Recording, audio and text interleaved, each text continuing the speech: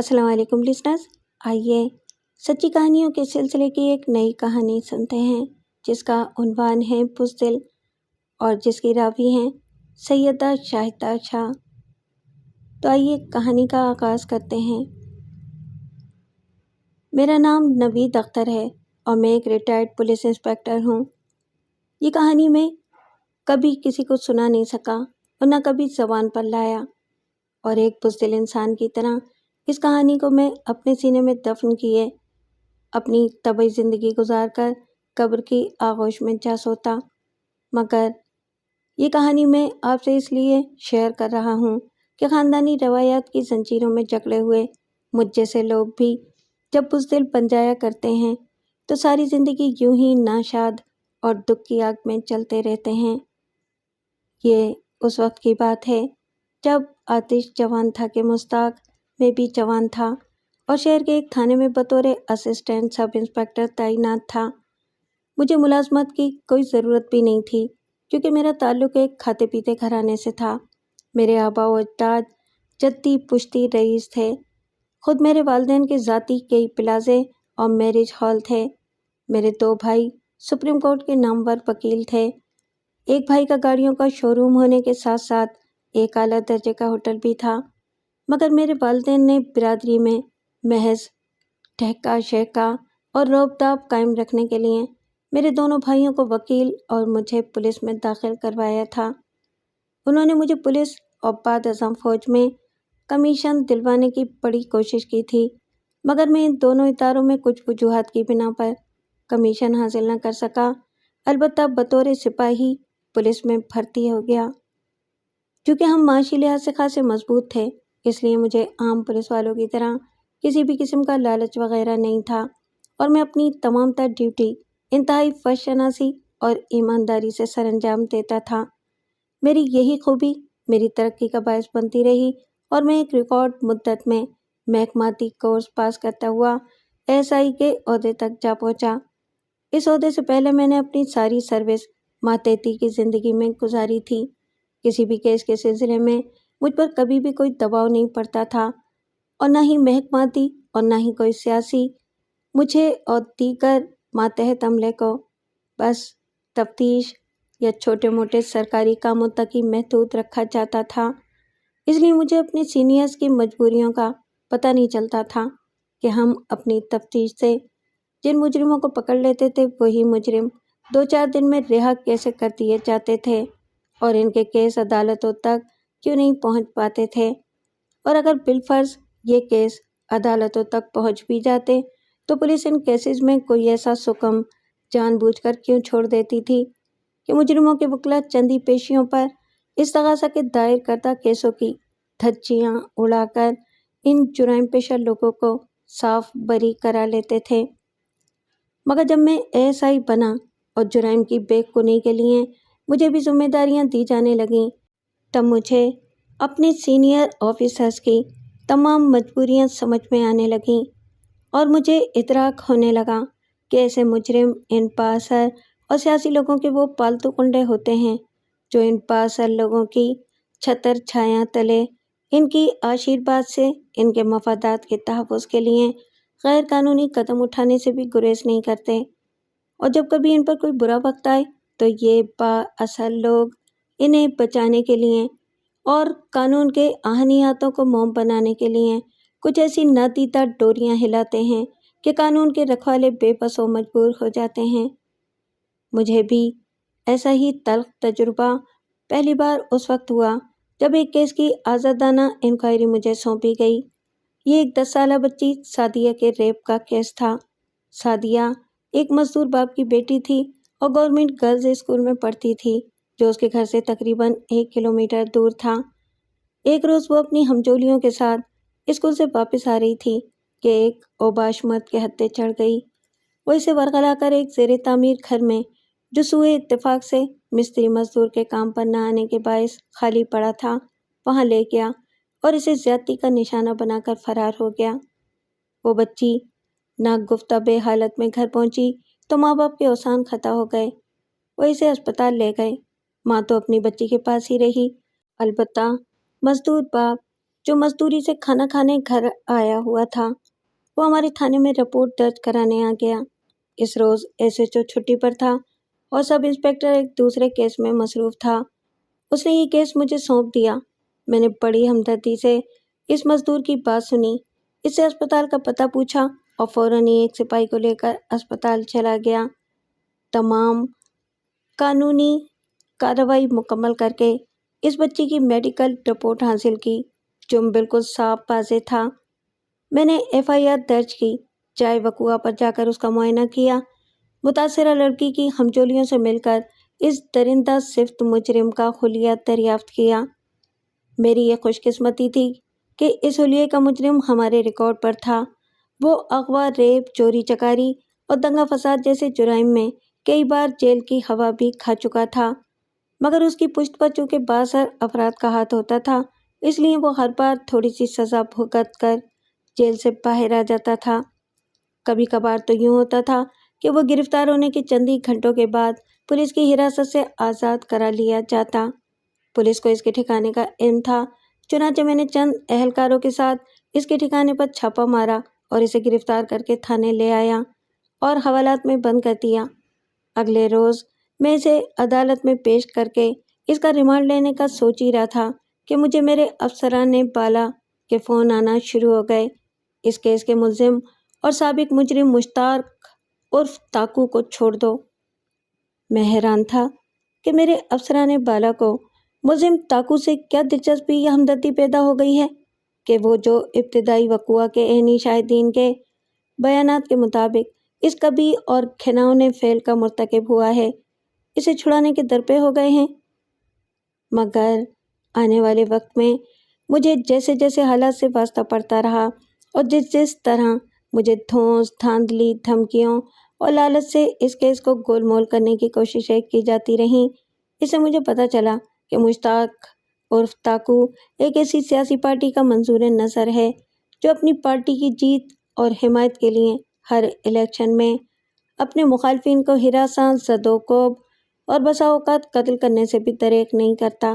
اس کے ریکارڈ پر مختلف قسم کے سنگین جرائم کا ارتکاب تھا، مگر وہ سیاسی پارٹی ہر بار اپنے اس منظور نظر کو صاف بچا کر لے جاتی تھی۔ اس سیاسی پارٹی کے بااثر لوگوں کے ہاتھ اتنے لمبے تھے کہ وہ مشتاق عرف تاکو سمیت اپنے اس ہر ایک مجرم کو صاف بچا لے جاتے تھے جو ان کے مفادات کے لیے کام کرتا تھا۔ وہ اپنے اثر و رسوخ کی بدولت قانون کے رکھوالوں کو بھی کٹی پتنگ کی طرح اپنے اشاروں پر نچاتا رہتا تھا۔ قانون کے رکھوالوں کی اپنی مجبوریاں ہوتی ہوں گی جو ان کے اشاروں پر ناچتے رہنے پر مجبور ہو گئے، مگر میری تو کوئی مجبوری نہیں تھی۔ نہ ہی معاشی طور پر میں اتنا کمزور تھا کہ ملازمت چھوٹ جانے سے میں بھوکوں مرنے لگتا، اور نہ ہی مجھ میں کوئی اخلاقی کجروی تھی کہ میں کسی بھی حوالے سے بلیک میل کھو سکتا۔ مجھے بے روزگار ہو جانے کی کوئی فکر نہیں تھی کیونکہ میں ایک متمول خاندان سے تعلق رکھتا تھا۔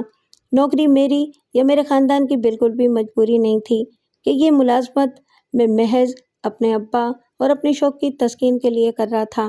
یہی وجہ تھی کہ میں نے کسی بھی قسم کا محکماتی اور سیاسی دباؤ قبول کرنے سے انکار کرتے ہوئے اگلے ہی روز مشتاق عرف تاکو کو عدالت میں پیش کر کے اس کا 10 دن کا ریمانڈ لے کر بھرپور طریقے سے تفتیش شروع کر دی۔ تاکو کو یقین تھا کہ اس کے بڑے ہر بار کی طرح اس بار بھی اسے چھڑا لے جائیں گے، اس لیے وہ بڑے اطمینان سے میرے ساتھ عدم تعاون کا مظاہرہ کر رہا تھا، مگر اس کو پتہ نہیں تھا کہ اس بار اس کا واسطہ ایک وکھری ٹائپ کے پولیس آفیسر سے پڑا ہے۔ چنانچہ میں نے اس پر تھرڈ ڈگری کا استعمال کرتے ہوئے اس سے اس گناہ کا اعتراف کروا لیا جس کا وہ مرتکب ہوا تھا۔ یہی نہیں، اس نے ماضی میں کیے گئے اور بھی بہت سارے جرائم کا اعتراف کر لیا تھا، حتیٰ کہ اس نے اپنے ان بڑوں کے نام بھی اگل دیے تھے جن کے آشیرواد پر وہ ہر قسم کے جرائم بڑے دھڑلے سے کیا کرتا اور ان کی مدد سے صاف بچ نکلتا تھا۔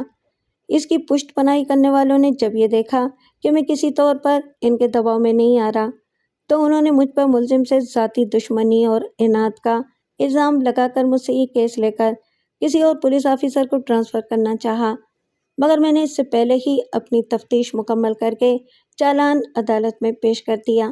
میں نے یہ کیس بڑی محنت سے تیار کیا تھا اور مجھے یقین تھا کہ میں تاکو کو عبرتناک سزا دلوا کر رہوں گا، مگر تاکو کے پشت پناہوں کے ہاتھ خاصے لمبے تھے۔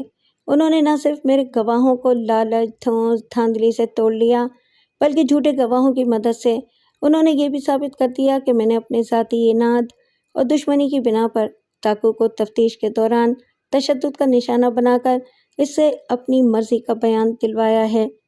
یوں عدالت نے جھوٹے گواہوں کے بیانات اور میرے گواہوں کے ٹوٹ جانے کے باعث مجھے سخت قسم کی وارننگ دینے کے بعد تاکو کو باعزت بری کر دیا۔ اسی دوران میرے والدین نے میری شادی طے کر دی۔ ہمارے خاندان میں برادری سے باہر شادی کرنے کا رواج نہیں تھا، تاکہ گھر کی دولت اور جائیدادیں گھر میں ہی رہیں۔ چنانچہ میری شادی میرے چچا طاہر کی بیٹی خزائمہ سے طے پا گئی۔ چچا طاہر ہم سے کہیں زیادہ دولت مند اور صاحب جائیداد بھی تھے، چونکہ ان کا تعلق ایک مشہور سیاسی پارٹی سے بھی تھا، اس لیے وہ اپنی دولت، اپنے اثر و رسوخ اور سیاسی پارٹی سے گہری وابستگی کے باعث الیکشن بھی لڑ چکے تھے MNA کا، اور ہر بار بھاری اکثریت سے کامیابی بھی حاصل کی تھی۔ کئی بار وہ وفاقی وزیر بھی رہ چکے تھے۔ چنانچہ انہوں نے خوب دولت کمائی اور جائیدادیں بھی بنائی تھیں۔ ان کی 3 شوگر ملز بھی تھیں۔ ان کے 2 بیٹے اور ایک بیٹی تھی۔ دونوں بیٹے امریکہ میں سیٹل تھے اور امریکی شہریت کی حامل لڑکیوں سے شادی کر کے وہاں کی نیشنلٹی بھی حاصل کر لی تھی۔ 2 سال بعد وہ 1 مہینے کے لیے پاکستان کا چکر لگایا جایا کرتے تھے۔ بیٹی خزائمہ غیر شادی شدہ تھی، جس کی شادی اب مجھ سے طے ہو گئی تھی۔ ابا خوش تھے کہ ان کے بیٹے کی شادی ایک معروف دولت مند اور سیاسی شخصیت کی بیٹی سے ہو رہی ہے، اور ان کا بیٹا بھی اپنے چچا کی دولت میں حصے دار بن جائے گا، جبکہ چچا طاہر خوش تھے کہ ان کا داماد ایک پولیس آفیسر ہے۔ کیا ہوا؟ جو ابھی چھوٹے سے عہدے پر ہے، جلد ہی وہ اپنے اثر و رسوخ کی بدولت مجھے ایک بڑا آفیسر بنوا دیں گے، تاکہ مستقبل میں وہ اس کے ذریعے اپنے مفادات کا تحفظ کر سکیں۔ میری شادی خزائمہ سے ہو گئی۔ چچا نے ایک پوش علاقے میں ایک فرنشڈ کوٹھی بمیں نوکر چاکر بیٹی کو جہیز میں دی تھی۔ ایک نئے ماڈل کی قیمتی کار مجھے تحفے میں دی تھی، ساتھ ساتھ اپنی ایک شوگر مل جو میری بیوی خزائمہ کے نام تھی، اس میں حصے دار بھی بنا لیا تھا۔ ان تمام نوازشات کے بدلے میں انہوں نے صرف ایک ہی شرط عائد کی تھی کہ میں ساری زندگی دوسری شادی نہیں کروں گا، نہ خزائمہ کی زندگی میں اور نہ ہی خزائمہ کے مرنے کے بعد۔ اگر میں نے یہ شرط توڑ دی تو میں نہ صرف ان تمام نوازشات سے یک بینی اور 2 گوش محروم کر دیا جاؤں گا، بلکہ چچا مجھے کوڑی کوڑی کا محتاج کر دیں گے۔ چچا طاہر کی نوازشات کی چکا چوند روشنی نے میری ابا اور دیگر گھر والوں کی آنکھوں کو یوں خیرہ کر دیا تھا کہ ہم سب نے بخوشی چچا کی یہ شرط قبول کر لی۔ وقت گزرتا چلا گیا، میں 5 بچوں کا باپ بن چکا تھا، 3 بیٹے اور 2 بیٹیاں۔ ہماری زندگی انتہائی شاندار اور پرسکون گزر رہی تھی۔ میں اور خزائمہ ان مثالی جوڑوں میں سے تھے جن کی اگرچہ محبت کی شادی نہیں بلکہ ارینج میرج ہوا کرتی ہیں، مگر شادی کے بعد وہ ایک دوسرے سے یوں ٹوٹ کر پیار کرنے لگتے ہیں کہ محبت کی شادیاں بھی ان کے سامنے پانی بھرتی نظر آتی ہیں۔ ہم دونوں کے درمیان ذہنی ہم آہنگی اور محبت اس قدر تھی کہ من تو شدم تو من شدی والی ضرب المثل ہم پر بالکل صادق آتی تھی۔ مجھے پولیس کی ملازمت کرتے ہوئے بہت سارا عرصہ بیت چلا تھا، مگر میری محکماتی ترقی کی رفتار انتہائی سست تھی۔ میں ابھی تک انسپکٹر کے عہدے تک ہی پہنچ پایا تھا، اور اس کی وجہ یہ تھی کہ میں مجرموں کے سلسلے میں انتہائی بے رحم اور انتہا پسند تھا۔ جب مجھے یقین ہو جاتا کہ کسی مجرم نے واقعی کوئی جرم کیا ہے تو پھر میں تفتیش کے نام پر اس پر تشدد کی انتہا کر دیتا تھا۔ یہ میرے چچا کی حکام بالا تک رسائی تھی، جس کی وجہ سے انتہائی محکمانہ سزاؤں سے میں اب تک بچتا چلا آ رہا تھا، مگر چھوٹی موٹی کارروائیاں چلتی رہتی تھیں اور میں اپنے بالا آفیسرز کے زیر عتاب آتا رہتا تھا۔ ان کے اختیارات میں بہت کچھ تھا، مگر وہ چچا طاہر کی حکام بالا تک رسائی سے بخوبی واقف تھے، اس لیے وہ بظاہر تو مجھ سے انتہائی شفقت اور مہربانی سے پیش آتے، مگر در پردہ وہ میری ترقی کی راہ میں روڑے اٹکانے کی بھرپور کوشش کرتے تھے۔ میرے بچے اب اسکول جانے لگے تھے۔ وہ بالترتیب پہلی، دوسری، تیسری، چوتھی اور 5ویں کلاس میں پڑھ رہے تھے کہ چچا طاہر کو اچانک ہارٹ اٹیک ہوا اور انہیں اسپتال تک لے جاتے ہوئے راستے میں ہی وہ فوت ہو گئے۔ یہ حادثہ ہم سب کے لیے بالخصوص اور میرے لیے انتہائی اندوہگی تھا۔ میری بیوی خزائمہ اور میرے والد سمیت خاندان کے ہر فرد کے لیے ان کا یوں ہمیشہ ہمیشہ کے لیے بچھڑ جانا ایک ایسا خلا پیدا کر گیا تھا جسے پُر کرنا ناممکن نہ تھا۔ وہ انتہائی خوش اخلاق، ملنسار اور خاندان بھر کے لیے ہر ایک کے کام آنے والے تھے، اور میرے لیے تو وہ خصوصی طور پر ایک ڈھال کی سی حیثیت رکھتے تھے۔ کسی بھی کیس کے سلسلے میں مجھ پر محکماتی یا سیاسی دباؤ آتا تو وہ میرے ہر اس دباؤ کے سامنے سینہ سپر ہو جایا کرتے، مگر اب وہ کھنیرا سایہ میرے سر سے اٹھ گیا تھا۔ اب مجھے خود ہی اپنی بقا کی جنگ لڑنی تھی۔ انہی دنوں میری ترقی کے آرڈر آ گئے اور مجھے انسپکٹر کے عہدے پر ترقی دے کر ایک تھانے کا ایس ایچ او بنا دیا گیا۔ یہ تھانہ ایک ایسے علاقے کا تھا جہاں سیاسی اثر و رسوخ ہمیشہ انتظامیہ اور خصوصاً محکمہ پولیس پر زیادہ اثر انداز ہوتا تھا۔ یہی وجہ تھی کہ ہر تھانے دار کو سیاسی مداخلت کی بدولت بہت محتاط رہ کر اپنے فرائض منصبی سر انجام دینا پڑتے تھے۔ کئی بار یوں ہوتا تھا کہ مجرم باوجود جرم کرنے کے سیاسی چھتر چھایا تلے پہنچ جانے کے باعث صاف بچ نکلتا تھا، مگر جیسا کہ پہلے مذکور ہو چکا کہ میں تھانے دار ذرا بکھری ٹائپ کا تھا۔ مزید برآں مجھے اپنے خاندانی پس منظر، بالخصوص اپنے بااثر اور بارسوخ چچا کی مکمل پشت پناہی حاصل تھی۔ بے شک چچا طاہر فوت ہو چکے تھے، مگر وہ اپنی زندگی میں ہی اپنے بہت سے ایسے بہی خواہوں سے متعارف کروا گئے تھے جو انہی کی طرح مجھے بے حد عزیز رکھتے تھے۔ یہی وجہ تھی کہ میں بغیر کسی دباؤ اور لالچ کے اپنے فرائض منصبی پہلے ہی کی طرح پوری ایمانداری اور غیر جانبداری سے سر انجام دے رہا تھا۔ ایک روز اطلاع ملی کہ میرے علاقے کے ایک معزز آدمی کے بیٹے کی شادی پر ایک ایسے بدنام زمانہ مجرم کی آمد متوقع ہے جو اسمگلنگ، اغوا برائے تاوان، قتل اور دیگر کئی سنگین قسم کے جرائم میں ملوث ہے۔ یہ صرف صوبے کی ہی نہیں بلکہ ملک بھر کی پولیس کو انتہائی مطلوب ایسا مجرم تھا جس کے سر کی قیمت 1,00,000 روپے مقرر کی گئی تھی۔ وہ کئی بار گرفتار ہوا مگر ہر بار اپنے سرپرستوں کی بدولت بچ نکلا تھا۔ اس کی تصویر تھانے میں موجود تھی۔ میں نے اسے گھیرنے کے لیے منصوبہ بندی شروع کر دی۔ میں نے تھانے کے اسٹاف سے اپنے انتہائی بھروسے کے 2 اہلکار منتخب کیے اور انہیں سادہ کپڑوں میں اس معزز آدمی جس کا نام مجید تھا اس کی حویلی کی نگرانی کے لیے بھیج دیا۔ ان پولیس اہلکاروں میں ایک ہیڈ کانسٹیبل سلیم اختر تھا جبکہ دوسرا کانسٹیبل سلیمان تھا۔ یہ دونوں اہلکار ذہین اور بھیس بدلنے کے ماہر تھے۔ انہوں نے ملازمین کا بھیس بدل کر حویلی کے اندر تک رسائی حاصل کر لی۔ چونکہ شہر کے معزز اور مشہور آدمی کے بیٹے کی شادی تھی اور کام کاج کے ساتھ دیگر انتظامات وغیرہ کے لیے گھریلو ملازمین کم پڑ رہے تھے، اس لیے عارضی طور پر خدمات سر انجام دینے والے ملازمین کی آڑ میں سلیمان اور سلیم کو بھی حویلی کے اندر کام مل گیا۔ ان دونوں کا کام باہر سے آنے والے تمام مہمانوں کے آرام و آسائش کا خیال رکھنے کے ساتھ ساتھ ان کے ہر حکم کی بجاوری بھی شامل تھی۔ میں نے ان دونوں اہلکاروں کو یہی قسم کی ہدایات جاری کرتے ہوئے انہیں یہ بھی کہا تھا کہ وہ ہر آنے جانے والے مہمان پر گہری نظر رکھیں، اور جیسے ہی ہمارا مطلوب مجرم آئے ان میں سے ہیڈ کانسٹیبل سلیم اختر مجھے کسی بہانے سے تھانے آ کر اطلاع کر دے جبکہ سلیمان اس پر گہری نظر رکھے۔ سلیم اختر کے والدین ایک حادثے میں فوت ہو چکے تھے۔ وہ دونوں بہن بھائی اس بھری پوری دنیا میں بالکل تنہا رہ گئے تھے۔ اس کی بہن امبرین اختر جوان تھی اور اس سے چھوٹی تھی۔ سلیم اختر نے ابھی تک یہ سوچ کر شادی نہیں کی تھی کہ پہلے اپنی چھوٹی بہن کی شادی کرے گا، اس کے بعد وہ اپنی شادی کرے گا۔ وہ اپنی بہن سے بہت پیار کرتا تھا اور اس خیال سے اپنی شادی پہلے نہیں کرنا چاہتا تھا کہ آنے والی نہ جانے اس کی پیاری بہن سے کیا سلوک کرے۔ اس کی یہ مجبوری دیکھتے ہوئے میں یہ کوشش کرتا تھا کہ اسے کوئی ایسی ہلکی پھلکی ڈیوٹی دیا کروں جس کی بدولت وہ جلدی سے جلد فارغ ہو کر گھر چلا جایا کرے۔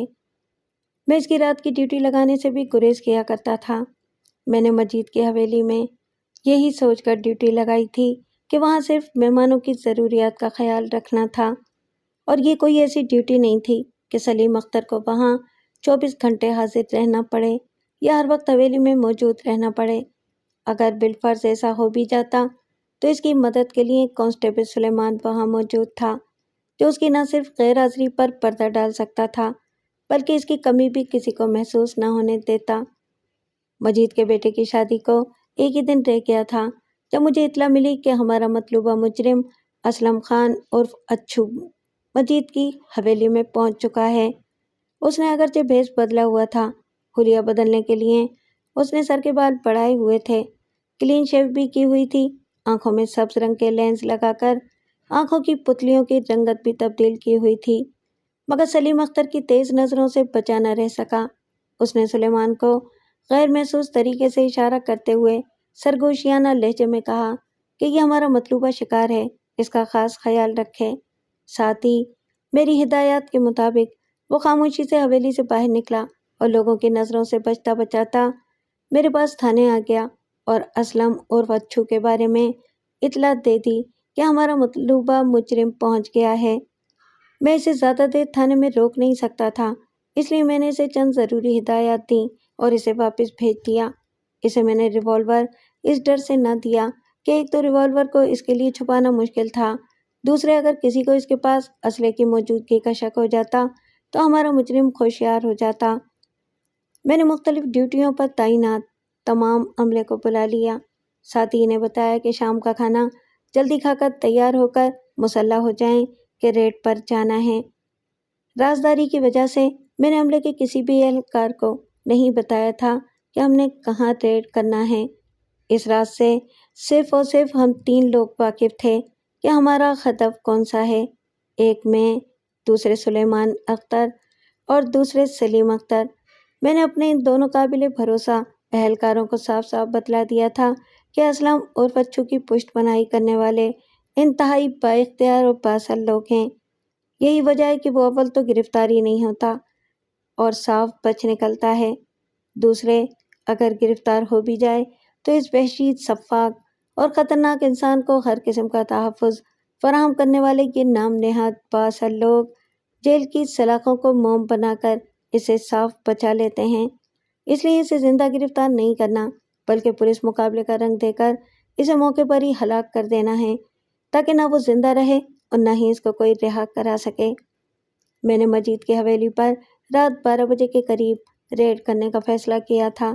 ہیڈ کانسٹیبل سلیم اختر کو میں نے دن میں سارا منصوبہ سمجھا دیا تھا۔ یہی وجہ تھی کہ جب ہم وقت مقررہ پر مطلوبہ جگہ پہنچے تو ہیڈ کانسٹیبل ایک تاریک گوشے سے نکل کر میرے پاس آ گیا۔ اس نے سرگوشی کرتے ہوئے بتایا کہ ہمارا مطلوبہ شکار حویلی کے اندر فلاں جگہ موجود ہے۔ میں نے اسے حفاظت کے لیے 2 ریوالور دیتے ہوئے کہا کہ ایک وہ خود رکھ لے اور دوسرا کانسٹیبل سلیمان کو دے دے اور میری طرف سے مقررہ کردہ اشارے کا انتظار کرے۔ اس نے ایک ریوالور نیفے میں الجھ لیا اور دوسرا سلیمان کے لیے چھپا کر حویلی کے اندر چلا گیا۔ حویلی بقائے نور بنی ہوئی تھی، رنگ برنگی چھلملاتی برقی روشنیوں نے رات کی تاریکی کو دن کے اجالے میں تبدیل کر دیا تھا۔ اندر ناچ گانا ہو رہا تھا۔ میں نے دھیمی آواز میں پولیس اہلکاروں کو کسی کی نظروں میں آئے بغیر پوری حویلی کا محاصرہ کرنے کا حکم دیا اور خود اپنے 2 اہلکاروں کے ساتھ حویلی میں داخل ہو گیا۔ اسلم عرف اچھو ایک خاک مجرم تھا، اس کی ساری زندگی پولیس سے آنکھ میں جھولی کھیلتے گزری تھی۔ ہمیں اس کی آمد کی اطلاع تو ملی تھی مگر یہ اطلاع آدھی ادھوری تھی۔ ہمیں صرف یہ اطلاع ملی تھی کہ شادی کی تقریب میں اسلم عرف اچھو آ رہا ہے، مگر در حقیقت وہ اکیلا ہی اس تقریب میں نہیں آیا تھا بلکہ اس کے ساتھ ساتھی اور بھی اس تقریب میں شرکت کے لیے آئے تھے۔ ہمیں حویلی میں داخل ہوتے دیکھ کر ان کو خطرے کا احساس ہو گیا۔ انہوں نے غیر محسوس طریقے سے وہاں سے فرار ہونے کی کوشش شروع کر دی۔ میں نے بھی جیسے انہیں نظر انداز کر دیا۔ دراصل میں بھی یہی چاہتا تھا کہ ان تمام مجرموں کو حویلی سے باہر گھیرا جائے، کیونکہ اگر ہم حویلی میں ہی ان کو گھیرنے کی کوشش کرتے تو یہاں ہتھیاروں کا استعمال شروع ہو جاتا، جس سے تقریب میں آئے ہوئے بہت سے بے گناہ لوگ بھی مارے جاتے۔ یہی وجہ تھی کہ میں نے انہیں حویلی سے باہر نکل جانے کا پورا موقع فراہم کیا، اور جیسے ہی وہ حویلی سے باہر ہماری مطلوبہ جگہ پر ہمارے گھیرے میں آئے، میں نے ان کو للکارتے ہوئے ہتھیار ڈالنے کا حکم دے دیا۔ مجھے یقین تھا کہ وہ ہتھیار ڈالنے کی بجائے مقابلے کو ترجیح دیں گے، اس لیے مجھ سمیت تمام اہلکاروں نے ممکنہ حد تک محفوظ پوزیشنیں لی ہوئی تھیں۔ میری توقع کے عین مطابق میری للکار کے جواب میں ان مجرموں نے فائر کھول دیا۔ میں نے بھی اپنے اہلکاروں کو جوابی فائرنگ کا حکم دیا۔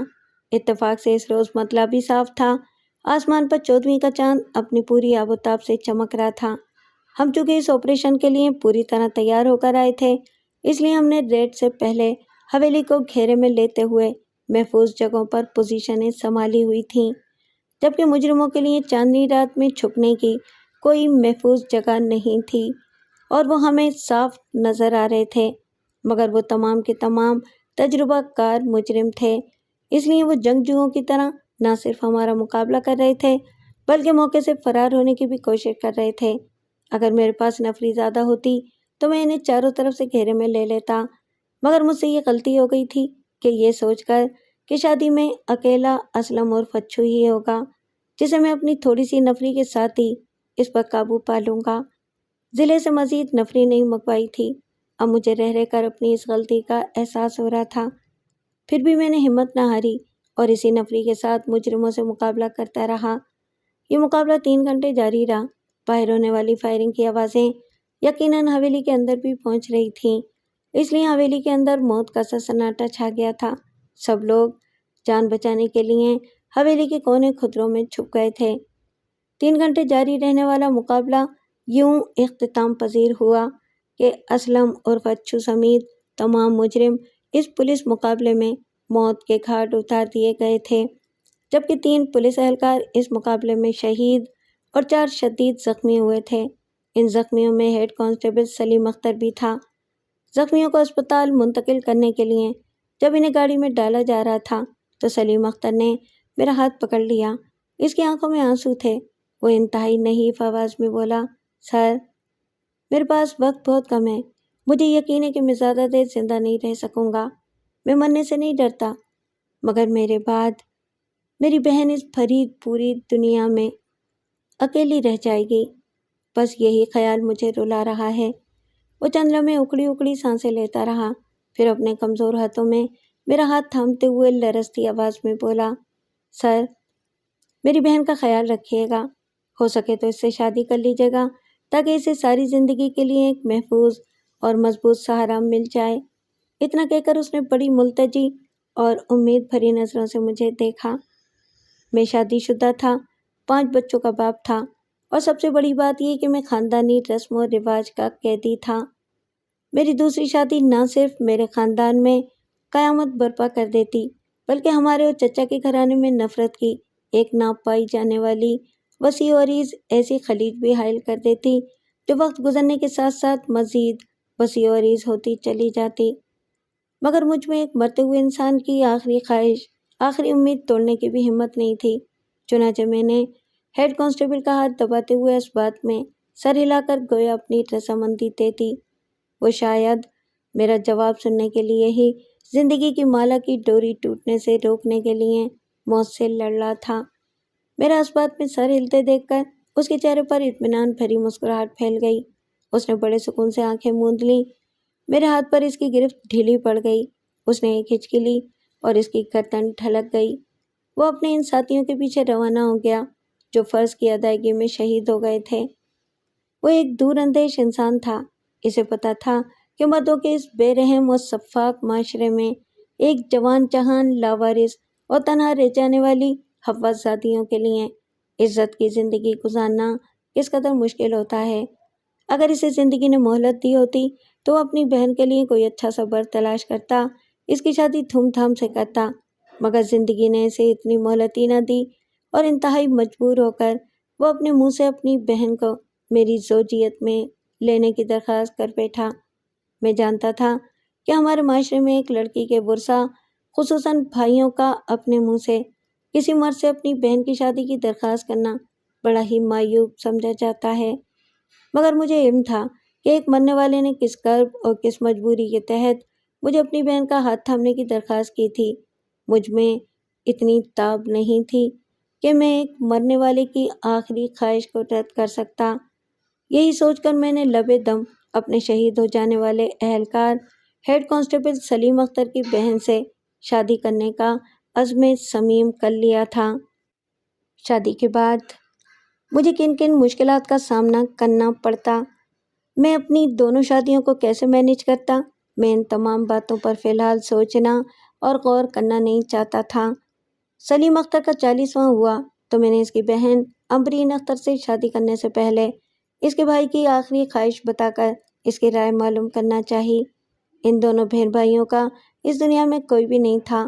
اگر کوئی رشتہ دار تھا بھی تو سب دور پار کے تھے، اور دور پار کے رشتے تو بس خوشی غمی کے موقع پر ہی ملتے ہیں، وہ بھی بس چند گھنٹوں کے لیے۔ بسا اوقات تو ان مواقع پر بھی ان کی مجبوریاں ان کے آڑے آ جاتی ہیں اور وہ آنے سے معذرت کر لیتے ہیں۔ شہید کانسٹیبل سلیم اختر کی بہن امبرین اختر اپنے شہید بھائی کی تجہیز و تکفین سے لے کر 40ویں تک میرے تمام انتظامات جو میں نے خالصتاً اپنی جیب سے کیے تھے وہ دیکھ چکی تھی۔ وہ مجھ سے بے حد متاثر تھی۔ یہی وجہ تھی کہ جب میں نے اس کے سامنے اس کے شہید بھائی کی آخری خواہش رکھی تو وہ راضی ہو گئی۔ میں نے اسے اپنے متعلق سب کچھ صاف صاف بتلا دیا کہ میں شادی شدہ ہوں اور 5 بچوں کا باپ ہوں، اور یہ کہ میں شادی کر کے اسے اپنے گھر نہیں لے جا سکوں گا کیونکہ میں اپنی اس دوسری شادی کو ان سے بالکل پوشیدہ رکھوں گا۔ البتہ اس کے ساتھ اسی کے گھر بھرپور ازدواجی زندگی گزاروں گا اور اس کے تمام حقوق پورے کروں گا۔ میری تمام خاندانی مجبوریوں کو اس نے بخوبی سمجھ لیا اور اس نے بھی اپنے بھرپور تعاون کا یقین دلایا اور وعدہ کیا کہ وہ میرے لیے کسی بھی حوالے سے کسی قسم کی مشکل کھڑی کرنے کی کوشش نہیں کرے گی۔ ہماری شادی انتہائی سادگی سے ہوئی۔ میں نے اپنی اس شادی میں اپنے کسی بھی شناسہ کو نہیں بلایا تھا۔ مبادا میری دوسری شادی کی خبر میرے گھر والوں، میری پہلی بیوی اور اس کے بھائیوں تک پہنچ جائے۔ بس چند رسمی الیگ سلیگ اور اپنے بھروسے کے پولیس اہلکاروں کو بلایا تھا۔ ہمارا نکاح مسجد میں ہوا تھا اور دعوت ولیمہ کے لیے میں نے تمام کھانا ایک خیراتی ادارے کو بھجوا دیا تھا۔ اسلم اور بچو کا اور اس کے تمام ساتھیوں کا قتل ایسا نہ تھا کہ جسے اس کے بااثر اور بارسوخ بڑے برداشت کر لیتے۔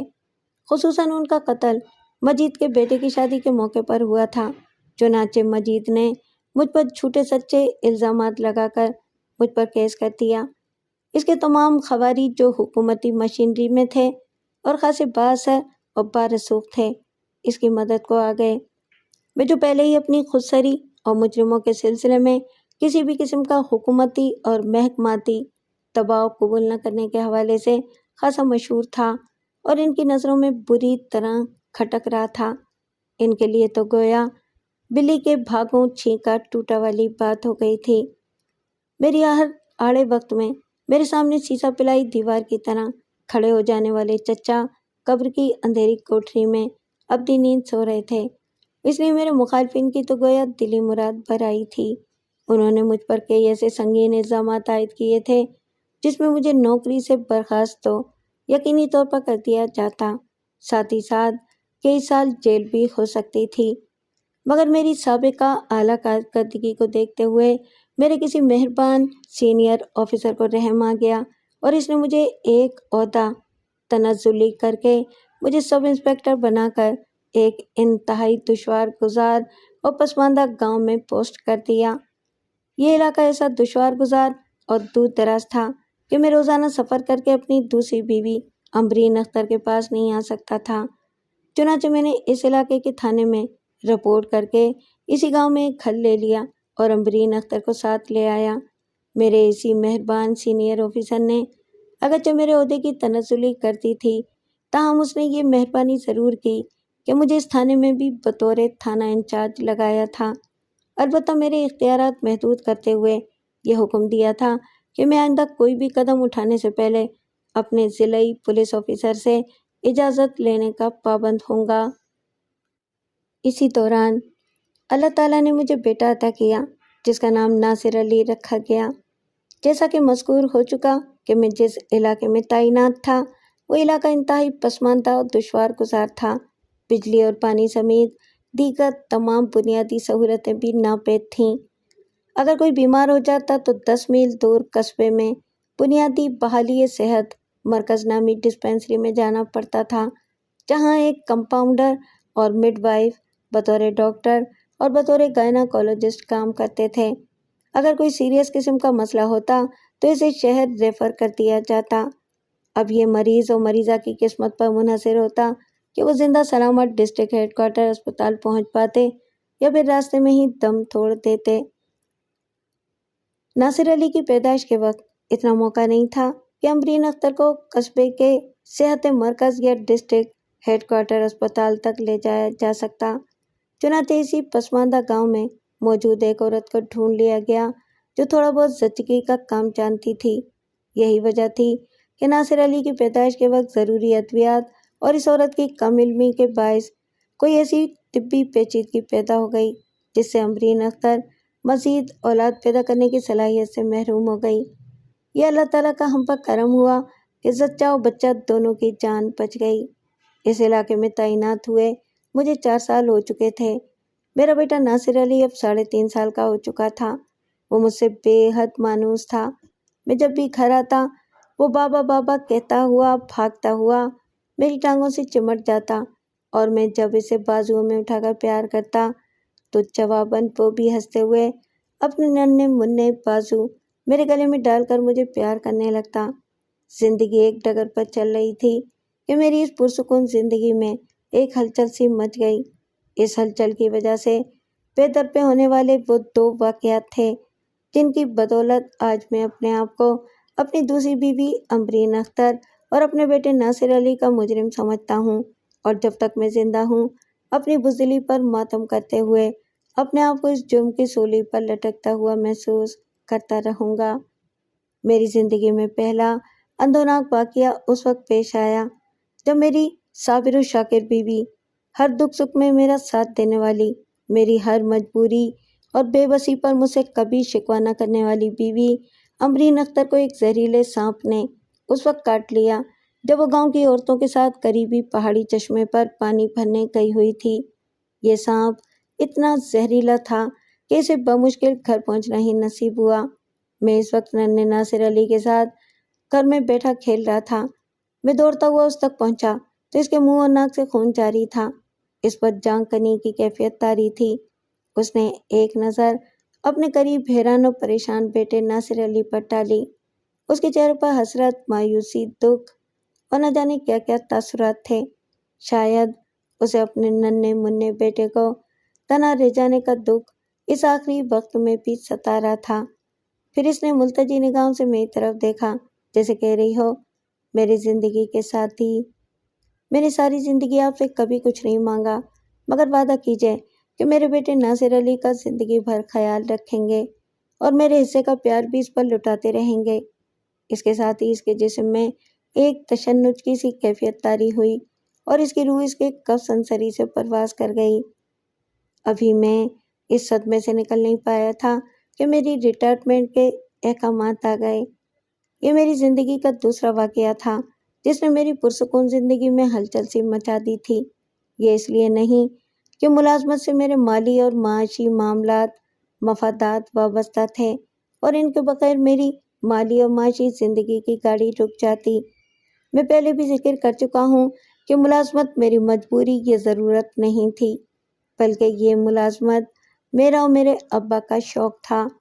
مجھے ملازمت ختم ہو جانے سے یہ فکر لاحق ہو گئی تھی کہ میں اس ننھی سی جان ناصر علی، جو میرا بیٹا تھا، جس کی رگوں میں میرا خون دوڑ رہا تھا، جو میری نسلوں کا امین تھا، اب اس کا کیا کروں گا؟ اگر امبرین اختر زندہ ہوتی تو میں انہیں کسی دوسرے شہر میں مکان خرید کر ان کے رہنے کا اور دیگر ضروریات زندگی کا بندوبست کر دیتا اور کسی نہ کسی بہانے سے ان کے ساتھ وقت گزارتا رہتا۔ مگر اب جب کہ امبرین اختر میری زندگی سے دور، بہت دور جا چکی تھی، تو ننھے ناصر علی کی ساری ذمہ داری مجھ پر آن پڑی تھی۔ وہ مجھ سے بے حد مانوس تھا، میرے ساتھ بے حد پیار کرتا تھا۔ میں اسے کسی اور عزیز رشتہ دار کے پاس بھی چھوڑ نہیں سکتا تھا۔ سوچ سوچ کر میں نے ایک ایسی جھوٹی کہانی گڑھ لی جس کی بدولت میں ناصر علی کو نہ صرف اپنا نام دے کر اپنے بیوی بچوں اور خاندان میں متعارف کرا سکتا تھا بلکہ اس کی تعلیم و تربیت کا بھی بندوبست کر سکتا تھا۔ ریٹائرمنٹ کے بعد میں اپنی پہلی بیوی اور بچوں کے پاس واپس آ گیا۔ ناصر علی میرے ساتھ ہی تھا اور اتنے بڑے گھر کو بڑے شوق اور حیرت سے دیکھ رہا تھا۔ ناصر علی کے بارے میں اپنی بیوی بچوں اور دیگر گھر والوں، خاندان والوں اور دیگر عزیز و اقارب کو یہ بتلا کر متعارف کرایا تھا کہ یہ میرے ایک اہلکار کا بھانجا ہے جو مجرمان کی سرکوبی کے دوران شہید ہو گیا، جبکہ اس کی بہن بھی ایک حادثے میں فوت ہو گئی تھی۔ یہ بچہ دنیا میں اکیلا رہ گیا تھا، اس لیے میں اسے اپنے ساتھ لے آیا ہوں۔ اب یہ ہمارے گھر میں ہی ہمارے گھر کے ایک فرد کی طرح رہے گا۔ میں نے یہ جھوٹی سچی کہانی اس انداز میں سنائی تھی کہ سب نے میری اس بات پر یقین کر لیا۔ ناصر علی کو میں نے اسکول میں داخل کروایا تو ولدیت والے خانے میں نے اپنا نام لکھوایا۔ دیگر تمام سرکاری کاغذات میں پہلے ہی اس کی ولدیت والے خانے میں میرا نام تھا۔ یوں میری حکمت عملی کے باعث میرا بیٹا ہمہ وقت میری نظروں کے سامنے رہنے لگا۔ وہ مجھے پہلے ہی کی طرح بابا کہا کرتا تھا اور اسکول سے واپس آ کر میری گود میں چڑھ جایا کرتا تھا۔ میں بھی اس کو پہلے ہی کی طرح پیار کرتا تھا۔ وہ خوابگاہ میں بھی میرے ساتھ ہی سونے کی کوشش کرتا تھا، مگر میں نے اسے پیار سے سمجھاتے ہوئے کہا تھا کہ بیٹا اب آپ بڑے ہو گئے ہیں، اس لیے آپ اب اپنے بھائی بہنوں کے ساتھ دوسرے کمرے میں سویا کریں۔ اس نے بڑی حیران اور معصوم آنکھوں سے میری طرف دیکھا تھا، پھر اپنی صابر ماں کی طرح حالات سے سمجھوتا کر کے دوسرے کمرے میں میرے بچوں کے ساتھ سونے لگا تھا۔ شروع میں تو کسی نے بھی ناصر علی کے مجھے بابا کہنے اور میرے یوں والہانہ انداز میں ناصر علی کو پیار کرنے کا نوٹس نہ لیا، مگر پھر نہ جانے کیسے میری بیوی اور بچوں میں جذبہ رقابت پیدا ہو گیا کہ وہ میرے سامنے ہی ناصر علی کو ٹوکنے لگے کہ وہ مجھے بابا نہ کہا کرے۔ شاید بچے مجھے صرف اپنی ہی ملکیت سمجھتے تھے اور انہیں کسی طور بھی گوارا نہیں تھا کہ ان کے بابا کو کوئی اور بچہ بابا کہے۔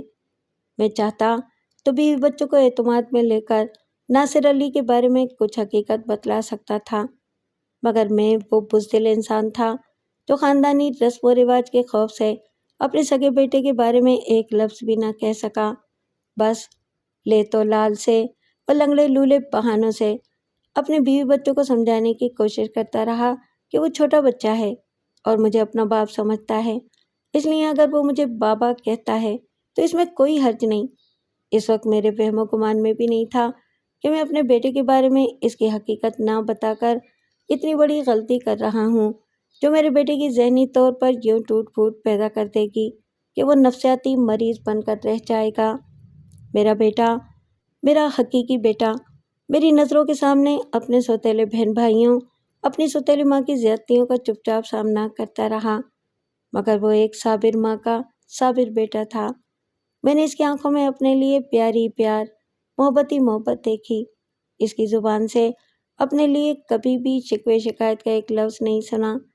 شروع میں اس کی آنکھوں میں حیرت اور لبوں پر خاموش اور بے نام سی شکایت ہوتی تھی کہ اس کا بابا تو اس سے بے پناہ محبت کرتا تھا، باہر سے آتے ہی اسے اٹھا کر سینے سے لگا کر پیار کرتا تھا، رات اسے اپنے پہلو میں لٹا کر سوتا تھا، فارغ وقت میں بہروز کے ساتھ کھیلتا رہتا تھا۔ اب کیوں اجنبی سا بنا اس سے کتراتا رہتا ہے؟ اب کیوں اسے اپنے سینے سے لگا کر پیار نہیں کرتا؟ کیوں اس کے ساتھ نہیں کھیلتا؟ اب کیوں اسے اپنے بہن بھائیوں سے، جن کو وہ کبھی بھی سوتیلا نہیں سمجھتا تھا، کے ساتھ رہنے اور سونے کے لیے کہتا ہے؟ کیونکہ اب اسے رہنے کے لیے علیحدہ کمرہ کیوں دے دیا گیا ہے جہاں وہ اکیلے پن کی وجہ سے ڈرتا رہتا ہے؟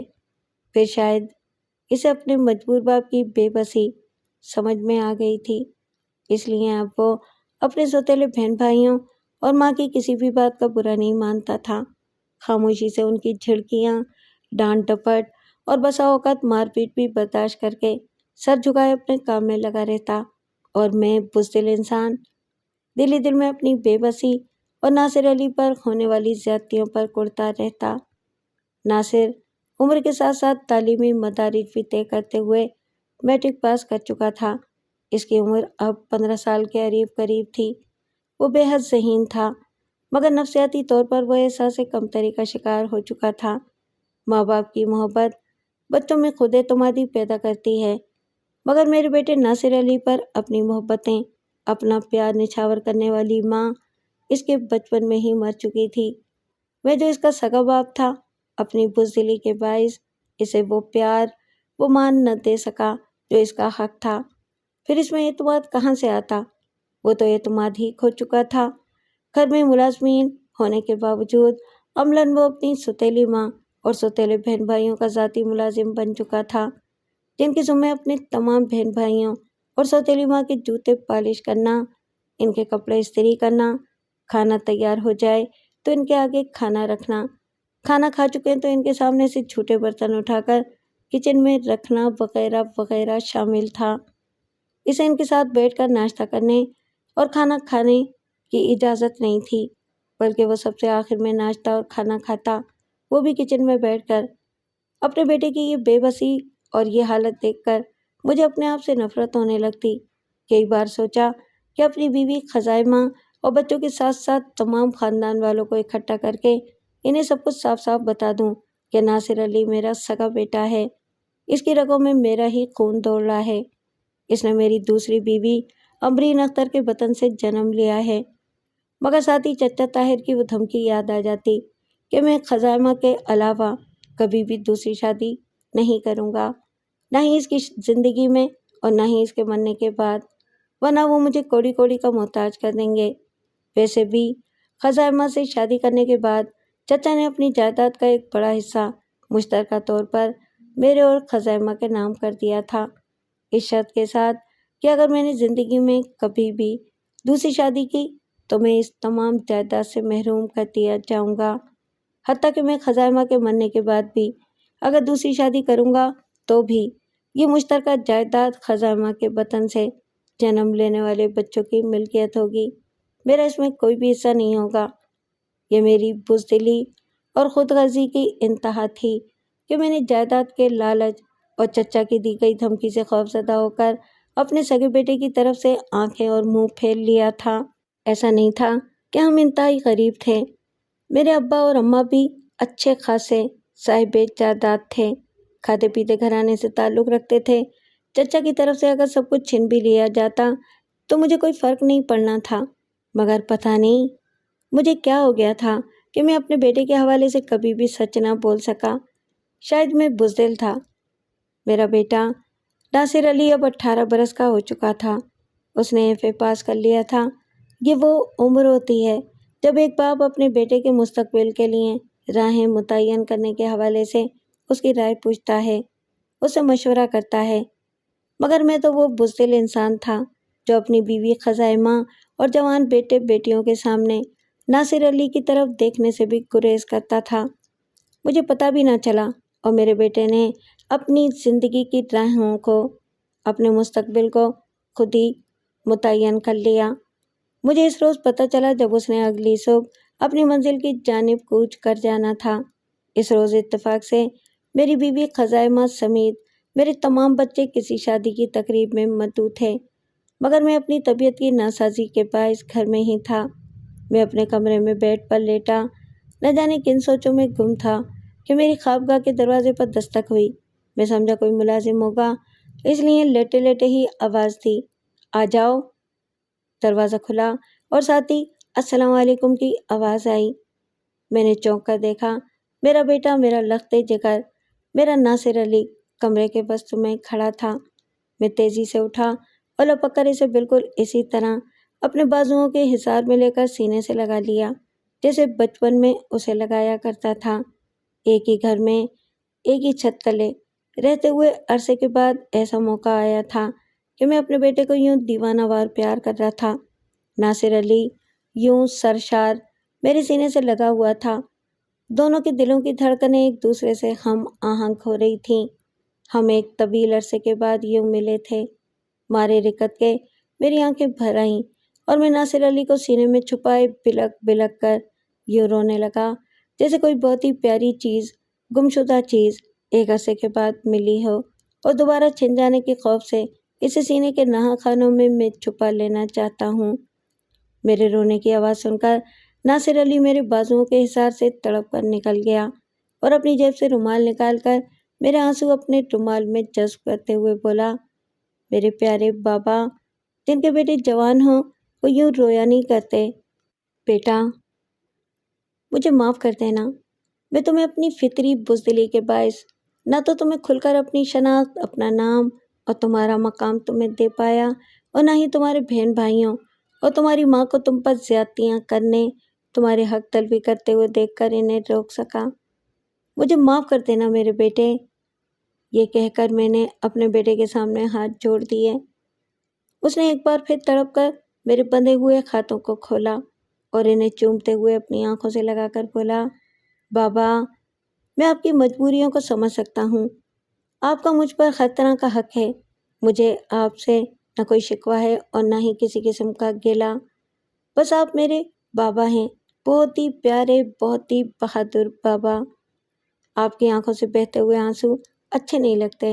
اس کے بعد اس نے ایک بار پھر میرے آنسو اپنے رومال میں جذب کر لیے اور بڑی احتیاط سے رومال کو تہہ لگا کر عقیدت سے چومتے ہوئے جیب میں رکھتے ہوئے بولا، آپ کے یہ آنسو میرے لیے میرا سرمایہ عزیز تھے، میرا زاد راہ ہیں۔ میں اس رومال کو اپنے اٹیچی کیس میں محفوظ کر لوں گا، اور جب جب مجھے آپ کی یاد آیا کرے گی میں اس رومال کو نکال کر چوم لیا کروں گا اور یہ سوچ کر اپنے آپ کو تسلی دے لیا کروں گا کہ یہ آنسو میرے بابا کی آنکھوں کے وہ انمول موتی ہیں جو انہوں نے میرے دکھوں پر بہائے تھے۔ میں اس رومال کو زندگی بھر نہیں دھوؤں گا۔ اتنا کہہ کر اس نے مجھے بازوؤں کے حلقے میں لے لیا اور اسی طرح لیے بیڈ پر آ کر لیٹ گیا۔ اس نے اپنا سر اسی طرح میرے سینے پر رکھ دیا جس طرح بچپن میں لیٹا کرتا تھا۔ بابا جانی، وہ میرے سینے میں منہ چھپاتے ہوئے بولا، میں نے آرمی کمیشن کے لیے اپلائی کیا تھا۔ آپ کی دعاؤں اور اللہ تعالیٰ کے فضل و کرم سے میں نے اس سلسلے کے تمام امتحانات پاس کر لیے ہیں۔ میں کمیشن لینے میں کامیاب ہو گیا ہوں اور کل صبح 10 بجے اپنی ٹریننگ کے لیے PA میں جا رہا ہوں۔ مجھے بے انتہا خوشی ہوئی کہ اس نے اپنی زندگی کی بہترین راہوں کا انتخاب خود ہی کر لیا ہے۔ میں نے اسے سینے سے لپٹاتے ہوئے دلی مبارکباد دی۔ اس روز ہم ایک دوسرے کو سینے سے لگائے کافی دیر تک باتیں کرتے رہے۔ اگلے روز میرا بیٹا ناصر علی PA میں چلا گیا۔ میں گزشتہ رات جب اس کے کمرے میں اسے چھوڑنے گیا تو میں نے دیکھا کہ اس نے میری ایک قد آدم تصویر اپنے کمرے میں لگائی ہوئی تھی۔ فرط جذبات سے میرے آنسو نکل آئے تھے۔ میرے بیٹے نے اپنی جذباتی تشنگی کا مداوا یوں کر لیا تھا کہ میری تصویر دیکھ کر اپنے جذبات کی تسکین کر لیا کرتا تھا، مگر میں وہ بزدل انسان تھا کہ اپنی ان نظروں کے سامنے اپنے جیتے جاگتے چلتے پھرتے بیٹے کو دیکھ کر بھی اسے سینے سے لگانا تو درکنار اسے بیٹا کہہ کر بھی نہیں پکار سکتا تھا۔ مجھے یوں محویت سے تصویر کو دیکھتے ہوئے ناصر علی نے مسکراتے ہوئے جیب سے بٹوا نکالا اور مجھے دکھاتے ہوئے بولا، بابا یہ دیکھیں آپ کی تصویر جسے میں اپنے ساتھ بطور زاد راہ لے جا رہا ہوں۔ میں نے سنا ہے کہ عسکری ٹریننگ بڑی سخت ہوا کرتی ہے، مگر میں اپنی ٹریننگ کی ساری کٹھنائیاں، ساری مشکلات اپنے اسی زاد راہ کے سہارے برداشت کرتا رہوں گا۔ آپ کی تصویر لگا یہ والیٹ ہمیشہ میرے جیب میں رہے گا جو مجھے نفسیاتی طور پر سہارا دیے رکھے گا۔ فرط جذبات سے میں نے اسے اپنے سینے میں بھینچ لیا۔ ناصر علی اپنی ٹریننگ مکمل کر کے بطور 2nd لیفٹیننٹ اب آرمی آفیسر بن چکا تھا۔ میرے 5 بچوں کی شادیاں ہو چکی تھیں، وہ سب صاحب اولاد بھی ہو چکے تھے۔ اب میں سوچ رہا تھا کہ ناصر علی کے لیے بھی کوئی لڑکی ڈھونڈ لوں تاکہ اس کے فرض سے بھی سبکدوش ہو جاؤں۔ میں ناصر علی کی شادی کے سلسلے میں اپنی بیگم خزائمہ اور اپنے بچوں کو اعتماد میں لینا چاہتا تھا کہ وہ ناصر علی کے حوالے سے شکوک و شبہات میں مبتلا نہ ہو جائیں کہ میں ناصر علی کی شادی کے سلسلے میں اتنی دلچسپی کیوں لے رہا ہوں۔ میں یہ کہہ کر انہیں مطمئن کر سکتا تھا کہ اس کی ہمارے گھر میں ہمارے فیملی ممبر کی حیثیت رہی ہے، اس لیے اس کی شادی کرنا بھی ہمارا فرض ہے۔ میں اس سلسلے میں ابھی کوئی کہانی سوچ ہی رہا تھا کہ ناصر علی نے مجھے اس کشمکش، اس امتحان سے بھی آزاد کر دیا۔ ہوا یوں کہ ناصر علی کی پوسٹنگ عارضی طور پر नॉर्दर्न लाइट इन्फेंट्री यूनिट में कर दी गई, जो इन दिनों दुनिया के सख्त तरीन महाज सियाचिन में तैनात थी। वो 2012 का एक शफ़ाक, जालिम और ख्वाहिशाम दिन था। सुबह के तकरीबन 6 बज रहे थे। सर्दी अपने जोबन पर थी।